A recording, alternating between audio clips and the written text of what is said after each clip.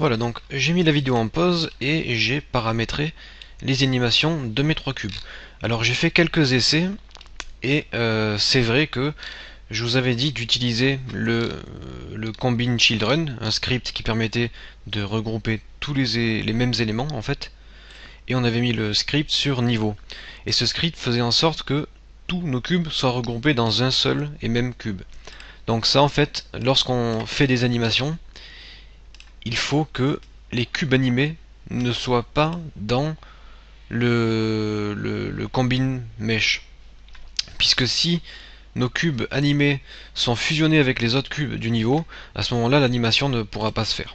Donc c'est pourquoi soit vous enlevez le script, soit vous sortez les cubes animés de niveau. Donc le mieux c'est de sortir les cubes animés. Donc comme on peut le voir sur cette scène, j'ai mes 3 cubes animés. Ils sont animés une fois, et après plus rien ne se passe. Donc je vous remontre une fois, on a ici nos 3 cubes qui s'animent bien, correctement, comme prévu. Alors j'ai fait exprès de modifier un peu les animations, de ne pas mettre forcément la même vitesse afin de piéger un peu le joueur. Donc j'ai créé anime 1, anime 2, anime 3, que vous pouvez retrouver ici. Si on examine un cube, j'ai mis une animation sur le transform, normalement ça suffit. Si vous avez des soucis, par exemple la couleur qui ne se déplace pas avec le cube, vous mettez aussi une image clé sur le mesh renderer. Ici. Voilà, donc là, maintenant, ce qu'on va faire, c'est qu'on va créer un JavaScript qu'on va appeler anime loop. Et on va éditer ensemble ce script. Donc anime loop, ça va nous permettre justement de créer une animation en boucle. Loop, ça veut dire boucle. Donc on va dire tout simplement animation.wrap mode. Donc le wrap mode, c'est la façon dont on doit, la façon d'animer en fait un objet. Et nous on va dire égal wrap mode. Alors le premier wrap mode avec un W minuscule et le second avec un W majuscule. Donc c'est égal à wrap mode.loop. Voilà pour ce script. Ça nous permet de créer l'animation en boucle. Une fois que le script a fini de compiler, on va aller l'ajouter sur plusieurs cubes. Donc ce cube-ci, ce cube-là,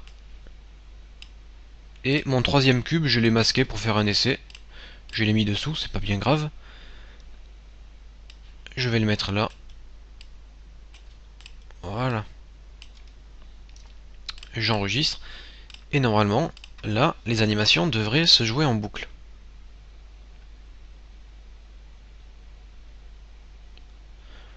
Donc là, oui, nos animations se jouent bien en boucle. Alors ce cube-là, c'est bon. Et les deux autres cubes sont un peu rapides. Les deux autres cubes sont un tout petit peu rapides. Puisque...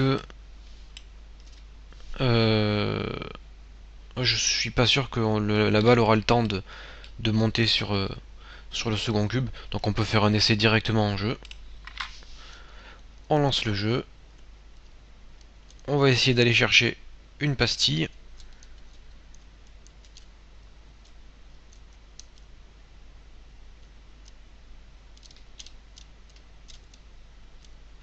Donc c'est assez difficile, hein. Je dois avouer que c'est très très difficile, puisque la balle n'est pas forcément super contrôlable, et puis elle glisse sur le cube.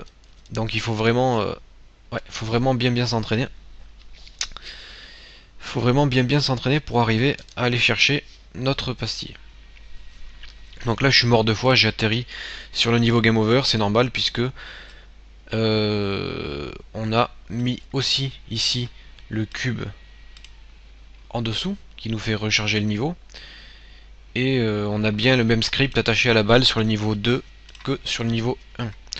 Donc là ce cube là, déjà celui-ci, pourquoi il est tout blanc? Voilà.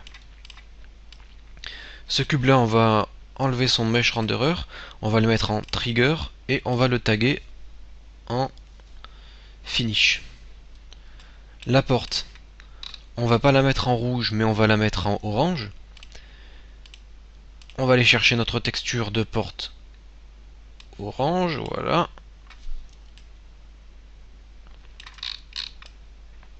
Et on a un système de particules, si je ne m'abuse,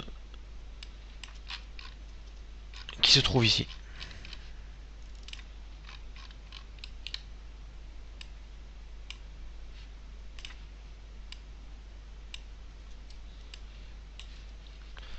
Donc ça sera notre test orange.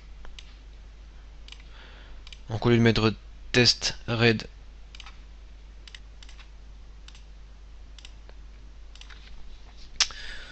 on marque test orange. Ok. On va ajouter le tag ici. On se met en test orange. On a nos particules. Les particules ici, on va les mettre devant la porte. On va modifier ces particules afin de les rendre plutôt orange que rouge.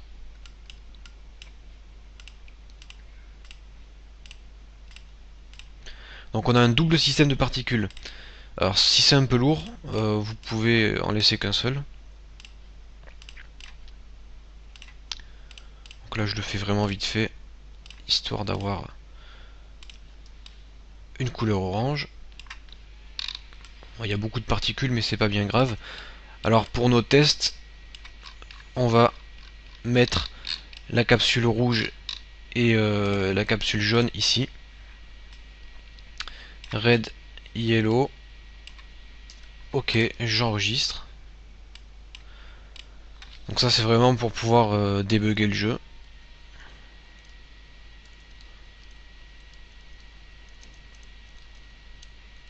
Ouais, là c'est beaucoup trop rapide. C'est beaucoup trop rapide. Donc je vous laisse modifier les animations chez vous. Puisqu'on va pas perdre trop de temps maintenant que vous avez compris le principe. Maintenant que vous avez compris le principe,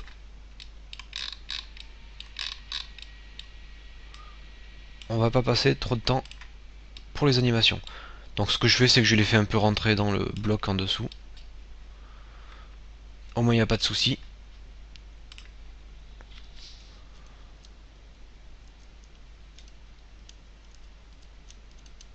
Voilà, donc là c'est beaucoup plus lent. Et c'est bien plus facile. Ok. Donc là, je deviens... Ouais. Pourquoi ça marche pas le rouge? Ok, si ça marche. Et là, bien sûr, on n'a pas écrit de script de collision. Donc il faudra réécrire ce script de collision pour pouvoir ouvrir la porte orange. Donc je copie le if objet.tag égale test orange et balle color égale quelle est la couleur du orange. Le orange c'est la couleur 6, donc si la couleur de la balle est égale au numéro 6, à ce moment là on peut détruire la porte 1. Donc je vais sur ma balle.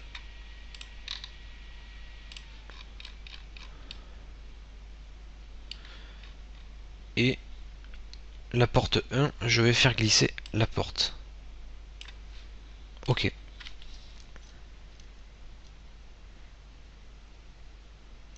Donc pensez bien à diminuer le temps d'animation des autres cubes, puisque sinon c'est trop difficile. Donc je vais pas m'embêter. Moi je mets la balle directement ici. Au moins je vais pouvoir faire mes tests. Ok, je ramasse la couleur rouge, je ramasse la couleur jaune, je deviens orange. Et là je peux ouvrir ma porte et passer au niveau suivant. Donc là évidemment j'ai pas créé de niveau suivant puisque on n'a pas le niveau 3, mais j'ai bien terminé mon tableau. Donc voilà pour l'animation et le changement de niveau.